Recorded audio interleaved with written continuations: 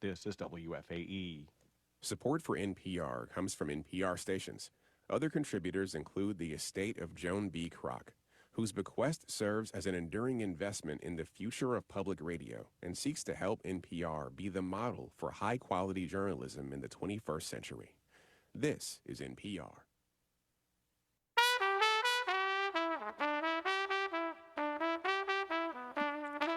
This is Charlotte Talks. I'm Mike Collins. There is a new and troubling trend when it comes to breast cancer. The American Cancer Society reports an increasing incidence of diagnoses of aggressive forms of the disease in younger women. Invasive female breast cancer has been increasing since the mid-2000s by about 1% a year overall and by 1.4% in younger women, those under 50. Rates of breast cancer among young women are still low, but according to the Breast Cancer Research Foundation, women under 40 are more likely to have aggressive forms of the disease and are nearly 40% more likely to die from their breast cancer than those over 40. And of course, racial disparities also come into play. While black women have a 5% lower rate of breast cancer overall, their mortality rate is 38% higher. And younger black women are nearly twice as likely as white women to be diagnosed with triple-negative breast cancer, a particularly aggressive form. These statistics highlight the benefits of early detection, and we're going to talk about that, about treatment, about outcomes, and more with two medical experts.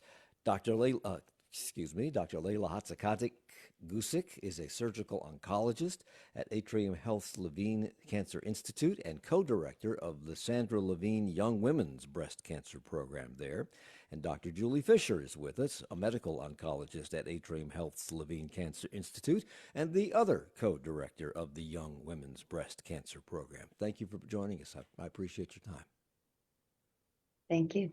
Absolutely. Very happy to be here. Great. It's radio, you gotta talk. And we're also going to be joined later on in the program by breast cancer survivor Misty Gordon, who went through the Young Women's Breast Cancer Program for treatment at Levine. Misty, thank you for joining us as well. Welcome. Thank you for having me this morning. You're welcome. Dr. Fisher, let's start with you, and let's talk about, before we talk about all the ins and outs of breast cancer and all the things that you know about it, let's define the word young. We're talking about young women and the trend among young women. Absolutely. So, there are different ways to define youth, both in the breast cancer space and elsewhere, of course. Our program, the Sandra Levine Young Women's Breast Cancer Program, is open to women who are 45 and younger. That still represents a relative minority of breast cancer diagnoses.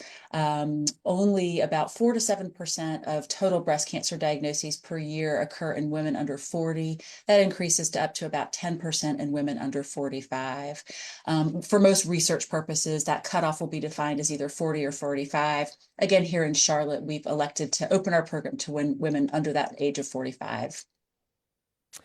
So, Dr. Hadzikadic-Gusic, because the program is only an hour long, I'm going to refer to you from going forward as Dr. H. No problem. But the Breast Cancer Research Foundation calls this, breast cancer, the leading cause of cancer death among women aged 20 to 49 in the United States. Do you think most young women know that? No, I don't think they do.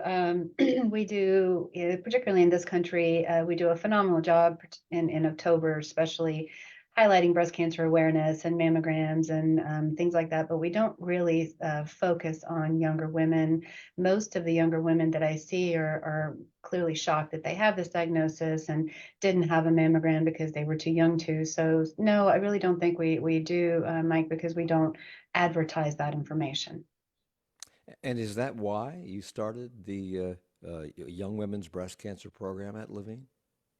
It's certainly based on some of the facts that you gave earlier. It was one of the reasons that I came in here with a very strong interest in premenopausal breast cancer. And as Dr. Fisher said, that tends to be in the 35 to 45 year range academically in the literature and the research. And so in 2017, we were actually incredibly fortunate to start this program through a gift from the Leon Levine Foundation.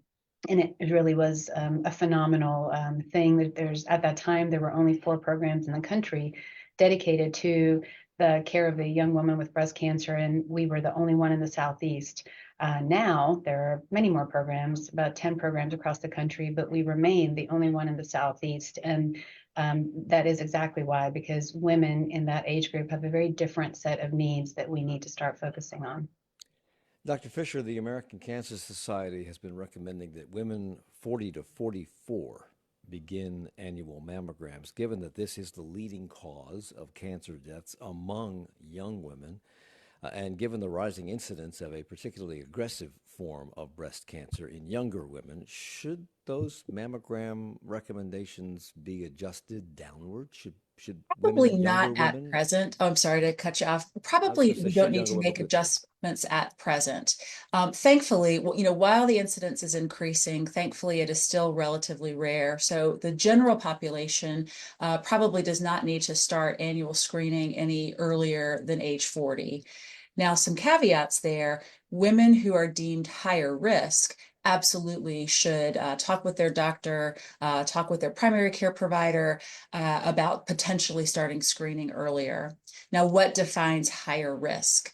Certainly, anyone who harbors an inherited genetic mutation that predisposes to breast cancer. Sometimes if there's a strong family history of breast cancer, a woman might have had that testing performed. So certainly a personal history of a documented genetic mutation confers a higher risk. A strong family history, even in the absence of a genetic mutation, can sometimes confer an increased risk. So, for example, a woman whose mother was diagnosed with breast cancer at the age of 44, our recommendation would be for that patient to start her own breast imaging when she's 10 years younger than her mother was at diagnosis. So, in this patient's theoretical case, at the age of 34. Other risk factors can include having been diagnosed with what we call a high-risk lesion. So some women have breast abnormalities, they get a biopsy, and they're told they've had something like atypical hyperplasia or lobular carcinoma in situ. Those thankfully aren't malignancies, but if you've been diagnosed with one of those, you have an increased risk of malignancy. These are all reasons to think about starting screening earlier. Are you likely to know whether you have a genetic mutation? Typically not. Typically, you would only be alerted to that if you had a strong family history.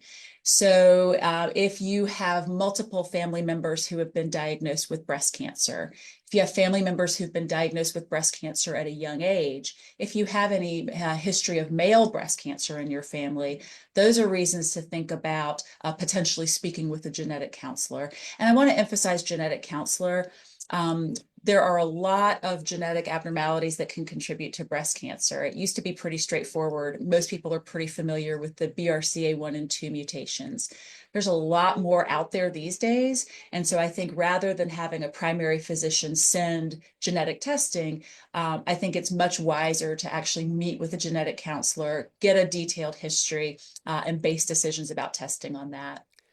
So Atrium Health is home to the Sandra Levine Young Women's Breast Cancer Program. Was it created, Dr. H, because younger women have a different experience with this disease? Is it set up to help younger women who have already presented with the disease, or as a means of spreading awareness of the importance of younger women getting checked out for this? How would you describe it? Yeah, I think all of the above. It has a kind of a three-fold mission, if you will. It has a clinical care of the patient, research for the patient, research opportunities for young women with breast cancer, and then just the supportive nature of it, because again, younger women do have very different concerns. They have different medical concerns, different emotional concerns. There's body image issues, relationships, career, intimacy, fertility, parenting. What do you do if you're pregnant with breast cancer with a 9-month-old at home? And so all of those sort of different things were the basis of how we structured the program, where different facets of our resources, our funding, everything is sort of divided up among those. How we treat young women is a little bit of a more difficult question, in that the earlier randomized controlled trials on breast cancer and how we know to treat breast cancer back from the 1970s really did not include a lot of younger women, mainly because we didn't know a lot at that time. And so we extrapolate a lot of the data on our treatment modalities to that previous literature. We are starting to focus a little bit more literature on the younger women's population. Our gold standard, what would be considered in research, would be a randomized controlled trial. That's a very difficult thing to do in this population because, as Dr. Fisher was saying, from 4 to 6% of the population has this in breast cancer. That's a difficult thing in research to do a randomized controlled trial. So we likely will not be able to do that. However, we're finding elegant ways of modifying some of our retrospective research and including younger women on the current trials that we have so that we can answer the question, should they be treated differently in the future? I don't think we can answer that now because we are treating those women, extrapolating using the data from the previous trials. A lot of people tend to think of breast cancer as a monolith. It is not. It comes in various different forms. There are some are more aggressive than others, quite honestly. And are we looking at completely different strains of these cancers or just different mutations, Dr. Fisher, of the same essential cancer? So breast cancer is breast cancer, right? So, I mean, we take the cancer at face value, kind of not taking the patient's age into consideration. That said, we do see some specific mutations that are more or less common in younger versus older people. In general, we're dealing with the same basic subtypes of breast cancer. And kind of broadly speaking, you mentioned triple negative breast cancer, which is a more aggressive type of breast cancer.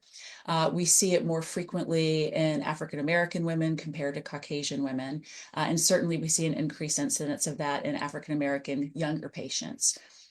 There's also hormone-sensitive breast cancer and an entity called HER2 positive or HER2 amplified breast cancer. Just broadly speaking, those are the three basic subtypes.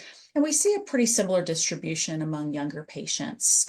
Where we start seeing, more aggressive disease primarily is in the presentation. So again, everyone knows, I hope we've sounded the alarm to let everyone know the importance of mammograms and early detection. The earlier we detect a breast cancer, the more likely we are to be able to treat it successfully. And Mike, as you mentioned, we aren't getting routine screening imaging in younger patients because it's not, in most patients, it's not going to be indicated. So most of these younger patients are coming to us only when they've been able to detect something on their own self-exam or their doctor has felt something on exam. A lot of these patients are coming to our offices with more advanced disease because it hasn't been picked up on screening mammograms. So in that sense, we're dealing sometimes with more biologically aggressive breast cancer, but very often with more locally advanced breast cancer. In an article in the New York Times last month, they quoted a professor of surgery at Washington University School of Medicine in St. Louis as saying that he believes the increase over the last 20 years in breast cancer in women under 50 has been driven by the sex hormone estrogen. Dr. H., you're the surgeon here. If you agree with that, why? What role is estrogen playing in all of this? I think it's multifactorial, but yes, overall, the largest percentage of breast cancer types are estrogen sensitive. And so even in the younger women's population, that remains statistically the higher percentage of cancers we see. Even in the higher risk populations within that, such as the gene positive BRCA1 and 2 and several others now, that remains the highest amount that we see. That's why women get breast cancer predominantly because of the estrogen component that we have.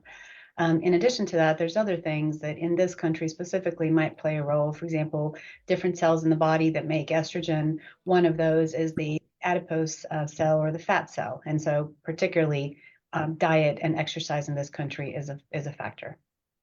Dr. Lejla Hadzikadic-Gusic is a surgical oncologist. Dr. Julie Fisher is a medical oncologist. They're both at Atrium Health Levine Cancer Institute. We're coming right back. Coming up on the next Charlotte Talks, true crime stories are immensely popular from podcasts to TV shows, but survivors of these crimes and their families can be exploited in the telling of these stories, and the ethics of reporting them is a serious topic of conversation for journalists, researchers, and victims advocates. A look at the appeal of these stories, their impact, and what we need to keep in mind as we consume them tomorrow morning at 9 on 90.7 WFAE. Do you love to read the news?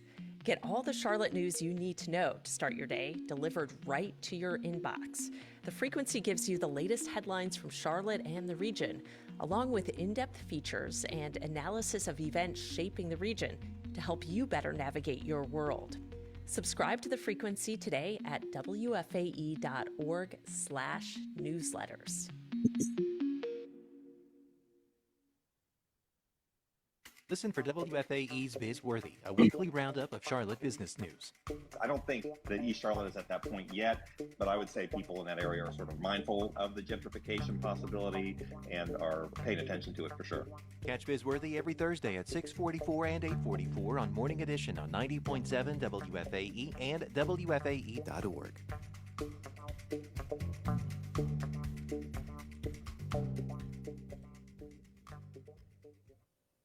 It's Charlotte Talks on listener-funded 90.7 WFAE and WFHE. I'm Mike Collins. We're talking about breast cancer among women, particularly younger women, and the prevalence, the rising rate of it, with Dr. Lejla Hadzikadic-Gusic. She's a surgical oncologist. Dr. Julie Fisher is a medical oncologist, both at Atrium Health Levine Cancer Institute, both co-directors of the Sandra Levine Young Women's Breast Cancer Program. And in a moment, we will meet a breast cancer survivor. Misty Gordon is also with us, waiting very patiently for her moment in the sun. We'll get to you, Misty, I promise. Let me back up for just a second, Dr. Fisher, to something we were talking to Dr. H about a minute ago, and that is the fact that the increase in the last 20 years in breast cancer for women under 50 has been driven by estrogen. Estrogen has been around since the beginning of time. Why all of a sudden is that causing an increase? And that is the million-dollar question. And to echo Dr. Hadzikadic, absolutely, we are seeing some changes kind of in our population and our population health.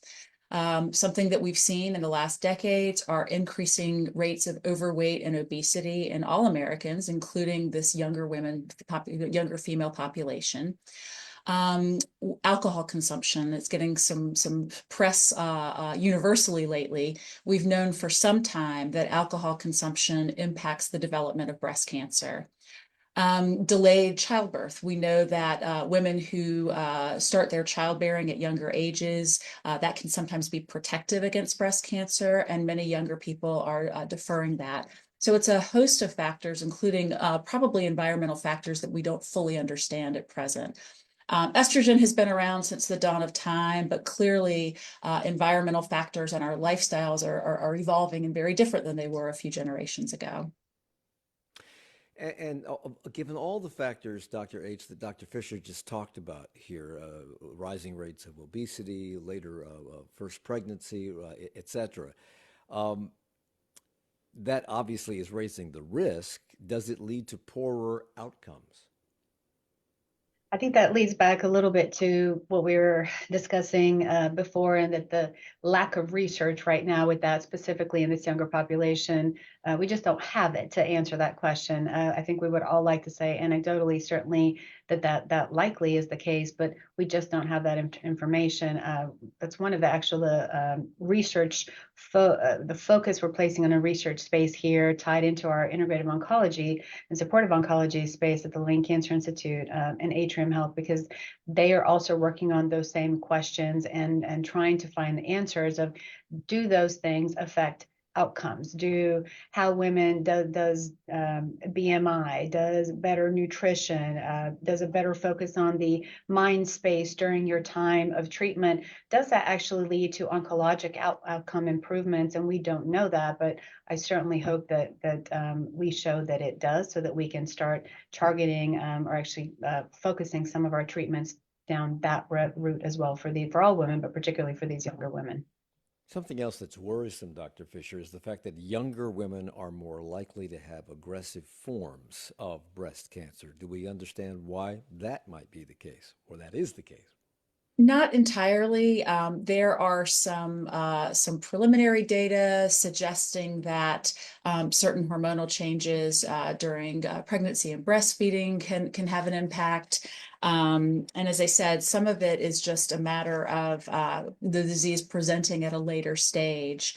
There is some concern that there are certain mutations that confer more aggressive biology kind of at the outset, meaning we think some of these patients are presenting with a more biologically aggressive disease. I wouldn't say that's across the board. But I think the biggest driver, frankly, is going to be that presentation with later stage disease. If you're coming in with a 3-centimeter cancer that you can palpate and lymph nodes underneath the armpit, that's a very different prognosis than someone who has been diagnosed with a 5-millimeter cancer without lymph node involvement by screening mammogram. So yes, the short answer is indeed, we do think there is some underlying difference in the biology of breast cancer in younger versus older patients.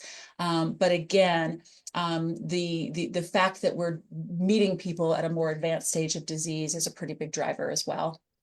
And you mentioned a minute ago triple negative breast cancer, TNBC, it's described as a particularly aggressive subtype of cancer without many targeted treatment options. How is TNBC different from other forms?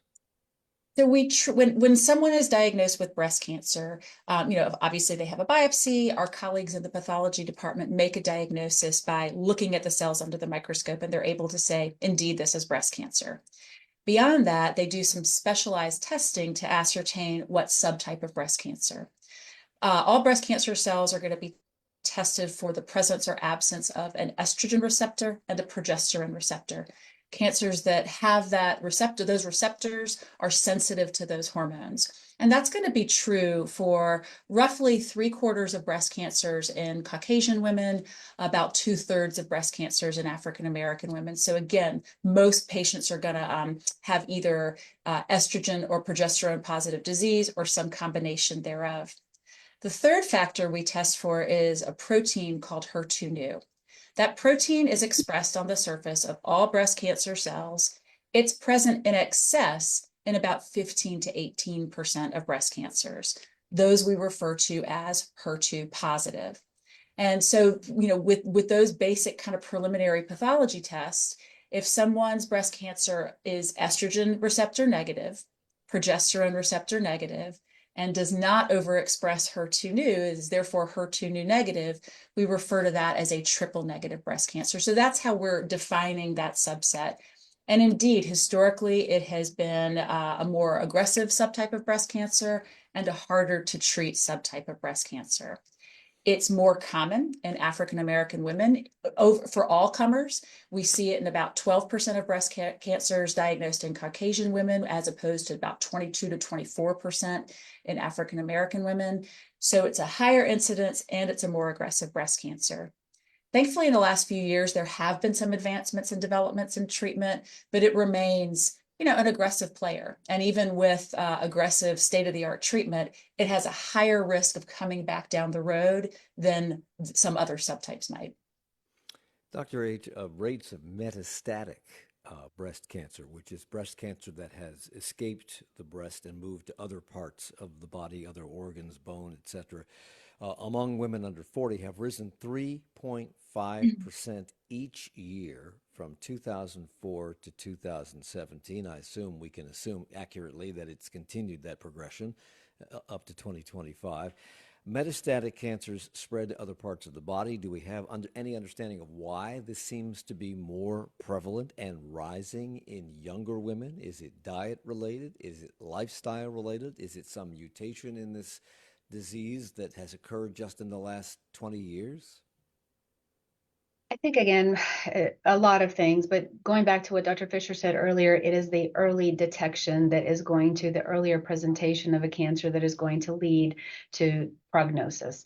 And so the sooner we find something, the better the prognosis, the less chance that then that cancer might become metastatic. And so in this population, because we are not screening them because they're younger than the average screening mammogram age, they're going to present at a later stage. And so that is sort of an easier understanding of why this population might have some more metastatic disease because of a later presentation. The other way I sort of describe it to patients in general, all ages, is that breast cancer is a misnomer. Kind of back to what Dr. Fisher just said about the subtypes. It makes it sound like the breast is the bad guy. It makes it sound like the breast did something bad. That's why it's often historically and even to this day considered a surgical disease. You do something to the breast, you fix the cancer. The things causing the cancer are in the body, like Dr. Fisher mentioned. The estrogen, progesterone, HER2, the presence or absence of those is in the body. And so that is the aspect that we need to focus on. And the paradigm of breast cancer treatment changed in the 1970s when we understood that that's really where we need to focus our efforts, both research and clinical, on the systemic treatment of the disease, that surgery was only one aspect of this multifactorial, multidisciplinary team effort. That's really what all of this is focusing on multiple things. Julie, you want to add? Yeah, just to piggyback on that, how does breast cancer metastasize?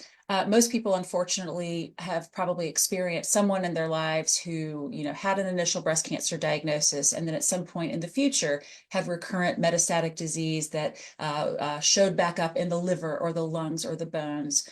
What we recognize is that before a person is even diagnosed with breast cancer, before, even if they are diagnosed at an early stage, before that diagnosis takes place, we know that microscopic cells have the potential to escape from that primary tumor in the breast and find their way into the bloodstream. And therefore, as you said, what you do surgically doesn't really impact that rogue cell kind of floating around in the bloodstream.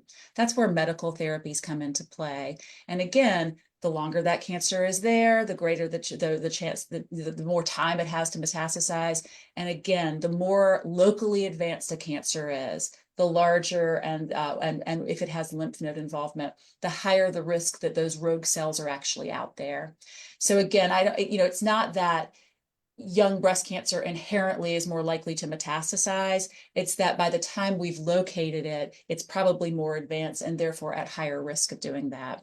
And again, it's systemic therapies, things that we put into the bloodstream. So things like chemotherapy or anti-hormonal therapies, when indicated, that move the needle in reducing that risk. So I don't know which one of you doctors to ask this question of, but Dr. H just said that it's not the problem is not in the breast, it's in the body. Something's going on in the body that makes you more susceptible to this. And Black women have mortality rates 40% higher than white women, despite a lower incidence of cancer. They are also less likely to be diagnosed with localized stage disease, which means it's already metastasized, I guess, and again, are more likely to have aggressive subtypes of cancer, which lower survival rates. Do we understand that? Do we understand what's going on in that population? So that is also, as so many things are in the world of medicine, multifactorial. There are a lot of factors at play. There is, of course, the fact that we see a higher incidence of more aggressive subtypes in Black patients. Historically and unfortunately, there have been disparities in the consumption of medical care and the receipt of medical care. Historically, perhaps Black women were not as able to access primary care and screening studies. Perhaps they were received, we recognize that historically there's been bias in the delivery of care.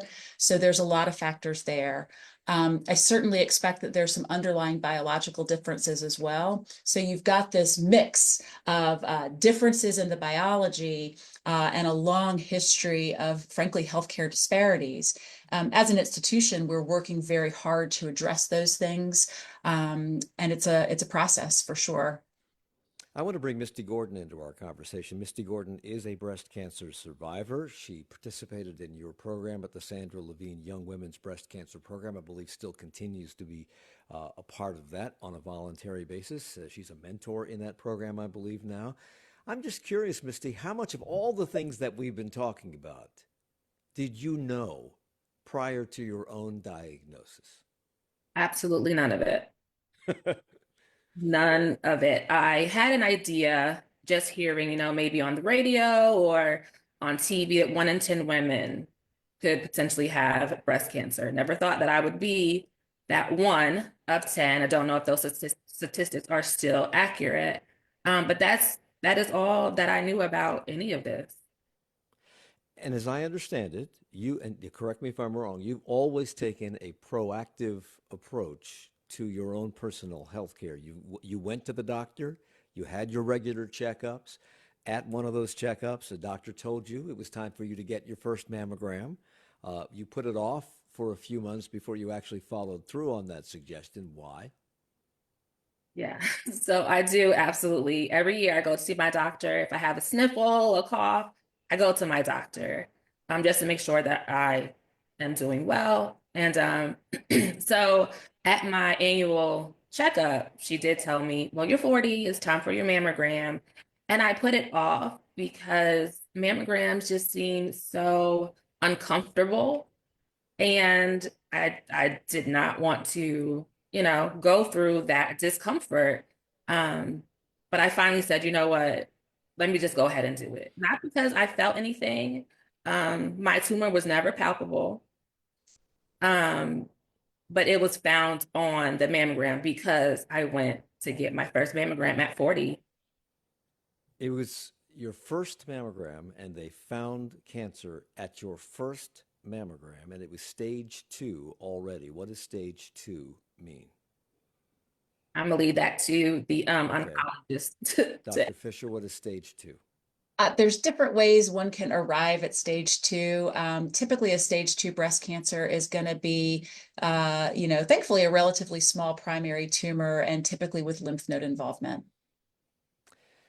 So, Misty, you said you didn't want to go because you didn't want to experience the discomfort of a mammogram, and I wouldn't know this from personal experience for obvious reasons, but I've heard other women say that.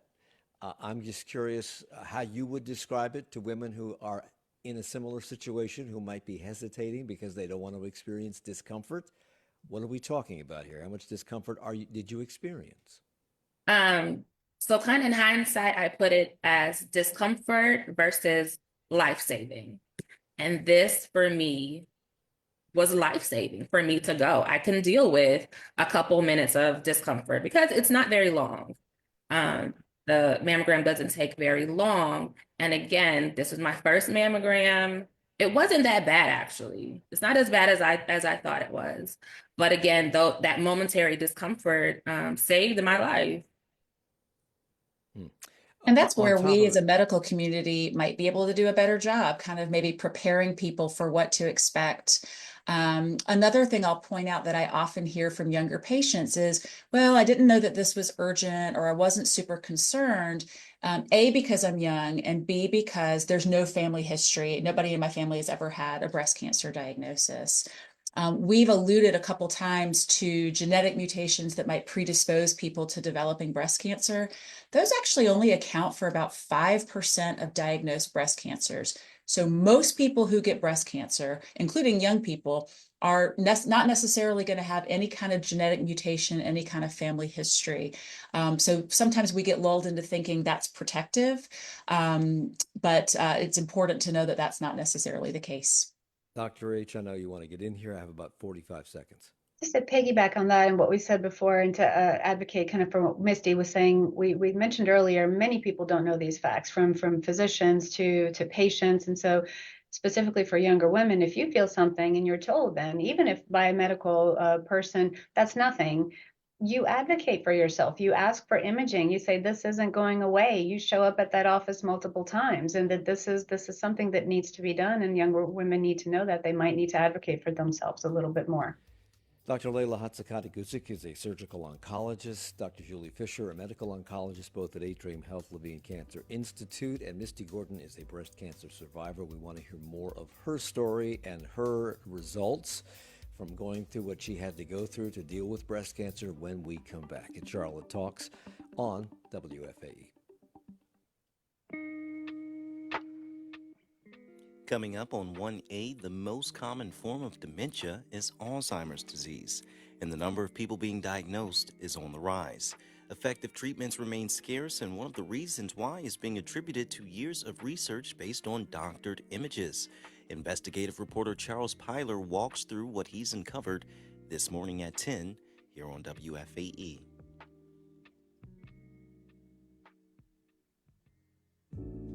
This is Lejla Hadzikadic with NPR. If you've collected a few classic cars over the years and you also love public radio, consider this. Donate one or more of those classics to help public radio bring you the news you rely on. The process is easy. Best of all, the proceeds support this station's coverage of the news, including Morning Edition.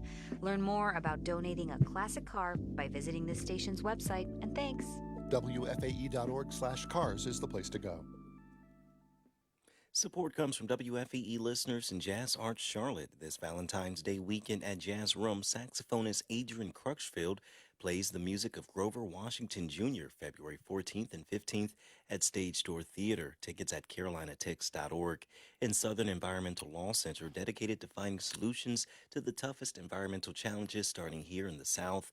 To learn more about how SELC is working to make a difference here in North Carolina and beyond, visit southernenvironment.org.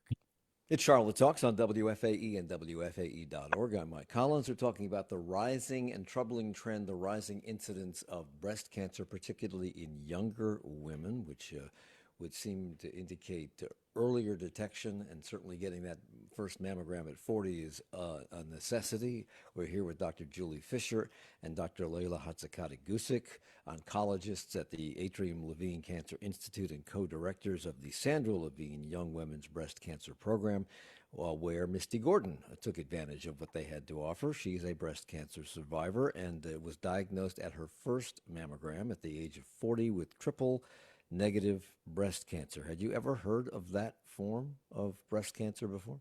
No? No. And How are you today?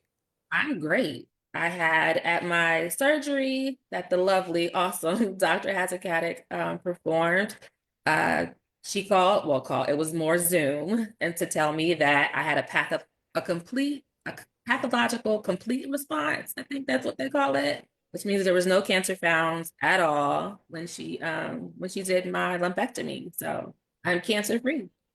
Fantastic. Congratulations. So the Breast Cancer Research Foundation says that talking to a healthcare provider can be more difficult in many cases particularly when you're talking about breast cancer concerns or symptoms. It's more difficult for younger women. I'm not sure why. We can talk about that certainly, but did you find that to be your situation, Misty? No, not at all. Because I am definitely one who believes in advocating for myself. And I wanted to get the insight from the best that I could find, to be able to get their expertise on, to be honest, what are my options, and what is the reality of me surviving this? And so throughout my entire process, every single doctor that I had, and I had several oncologists, they were all very positive. Misty, we found it early. I was blessed to not have lymph nodes involved. And they said, we can cure this. I said, okay, what do you mean by cure? And so anytime I had a question, because they went to school for oncology, I didn't. And so they use this medical jargon, and I'm like, okay, well, can we please break that down so where I can understand it? And all of my oncologists did an amazing job of putting it in terms that I could understand, that I could actually settle with and know what's going on throughout my treatment. Again, that was very important for me to know what is going on. You sound very calm. You sound very methodical, very pragmatic in your approach toward this. Were you at the moment? You've had some distance from this now. Were you at the time? What were the thoughts that first ran through your head when they told you you've got cancer? To be honest, my first thought was that I'm actively dying, and my children are going to have to grow up without their mother. Because when I got the initial diagnosis, my primary care physician actually called me and let me know that it was invasive ductal carcinoma. And so all I heard was invasive. And to me, invasive, I'm thinking the worst possible case scenario. Invasive, that means the cancer had invaded everything in my body. So that was my initial reaction until I got to my oncologist, and they were able to tell me what specifically invasive means, why it's called invasive, what triple negative is, how they arrived at it being triple negative, and what the process to cure it is for me. What was your course of treatment? Initially, it was just going to be a lumpectomy and then radiation. That was before it was found out that it was triple negative. Once they found out it was triple negative, my plan took a completely different route where I had to have chemotherapy first. So I had 16, 16 cycles of chemotherapy and then had to allow my body to rest for a little bit and heal. Then I had a lumpectomy, allows my body to heal a little bit. And then I had radiation. Wow. And what immuno did- for a year. I'm sorry, and what? Immunotherapy. So what did being a part of, what did the existence of the Sandra Levine Young Women's Breast Cancer Program mean for you? How did that either impact your treatment or your ability to deal with or understand what you were going through or get support for what you were going through? How did that work for you? It definitely felt like a warm hug that I was not out there by myself going through this.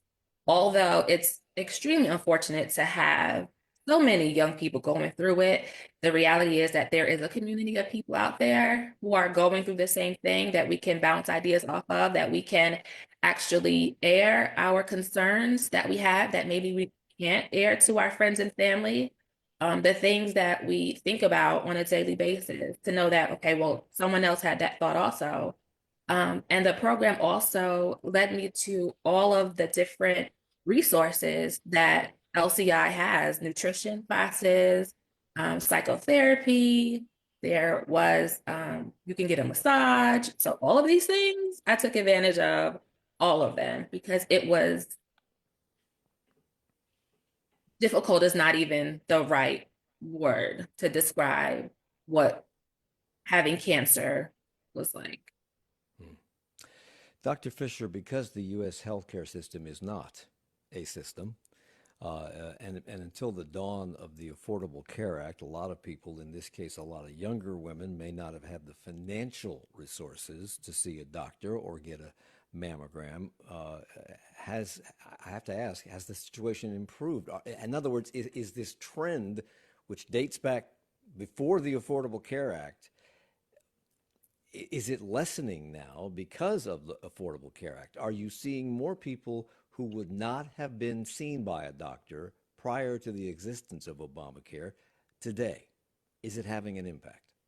That's an interesting question. And I think insofar as the young patient population, it's not necessarily moving the needle as much. Again, because that population wasn't lacking screening mammograms to begin with. Thankfully, here in Charlotte, we do have a wonderful program run through Charlotte Radiology called Project Pink. It offers free mammograms to uninsured and underinsured women. So we thankfully here we have that safety net. But again, not everybody knows about that. In areas kind of outside of Metro Charlotte, those things can be harder to see. I don't know that there's been any published data contrasting rates of breast cancer diagnosis and stage at diagnosis pre and post the Affordable Care Act. Very interesting question. But absolutely, access to healthcare and then paying for healthcare once it's been accessed, those are pretty major issues that are on the minds of nearly everyone I take care of. That was my next question, because even with these free clinics where you can go and get a free at no charge mammogram, if they turn up a cancer, then you have serious medical bills to face, whether it's treatment through radiation or chemotherapy or surgery. Those are seriously expensive treatments. And a lot of younger women, in addition to not being insured necessarily or adequately insured in some cases, they haven't established themselves economically. They may be in jobs where they cannot take great time off to go for treatments. And if you have chemotherapy, you're going to need to take some time off, it seems to me. They may have childcare issues. They can't bring somebody in to take care of their children because there's no money for that. Yale Medicine breast oncologist Dr. Andrea Silber says if you suffer from economic challenges prior to a cancer diagnosis, breast cancer is going to make that worse. Dr. H, do you in the medical community or do you at the Levine Cancer Institute have any answers for those women? Well, I agree with all those statements. Yes, it makes it much more challenging. We do have resources. We have both financial resources to help people who might not be insured apply for medical coverage. We have ways. We have navigation services, which are nurse navigators that will help look for resources outside, sometimes within the institution, outside the institution, programs that will offer services like transportation to appointments, like cleaning your house, like helping to take care of children, giving some money for things like electrical bills. There's lots of actually foundations and programs in Charlotte that are not necessarily tied to our institution, as well as resources in our institution that will help these patients. But there's certainly a very, very long way that we have to go. Misty, I will one of the say reasons. we, Go ahead. the Atrium thankfully operates in a pretty need blind way. So if you have no insurance, if you're underinsured, it doesn't matter. You can still access treatment here. I will offer an uninsured patient the exact same treatment that I would offer somebody, somebody who has, gorgeous insurance. I feel very fortunate to be able to practice in a place where it doesn't matter to me, it doesn't matter to the institution, kind of what the insurance coverage is. There are sliding scale payment plans. There's ways to make it work. That said, not everybody recognizes that. So the average patient might not know, hey, I can go there and they're going to take care of me. They're going to make this work. It doesn't matter if I'm not insured. I hope people in the community, and I hope we're doing a good enough job of outreach that people understand. Thankfully, LCI is a need blind institution. That doesn't help everybody. That doesn't help people outside of this system. There are clearly some major issues with healthcare in this country, and fear about that absolutely presents a barrier to a lot of people looking for care. And that may keep some women from getting those mammograms initially because they're fearful of what might be found and not being able to handle it economically or otherwise. And Misty, one of the reasons that you wanted to come forward to be part of this conversation, to share your story, it was because you think it could be helpful. Do you think that sharing your story will be helpful to women in general, to Black women in particular, women with children, women in stressful jobs from which they are docked if they take a day or two or three or four off for treatments, et cetera?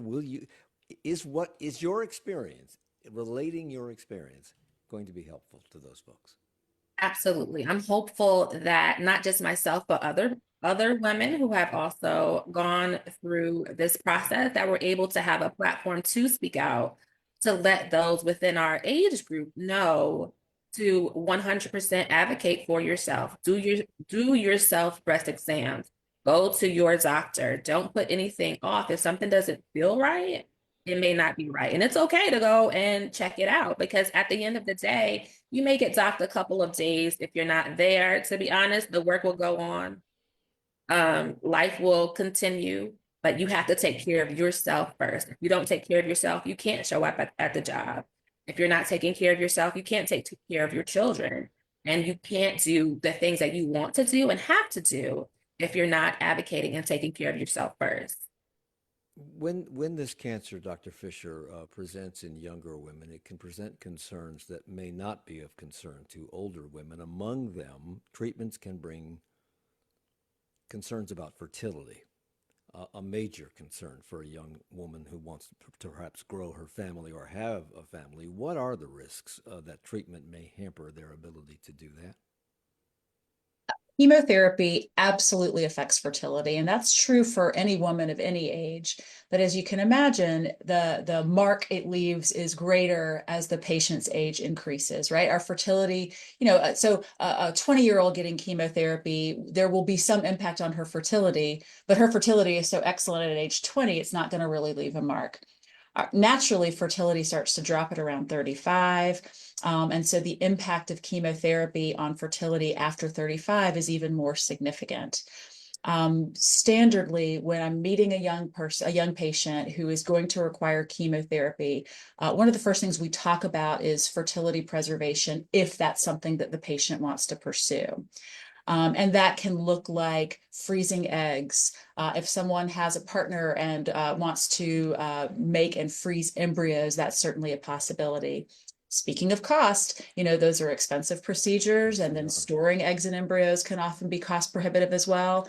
There are other things we can try to do to try to preserve fertility so that remains an option for patients going forward. Really short on time here, but we have to talk about this because surgery in general is scary, but breast surgery is particularly so, Dr. H. There are great concerns, legitimate concerns about disfigurement. How many options do you have? What is your success rate in terms of women being pleased with the outcome?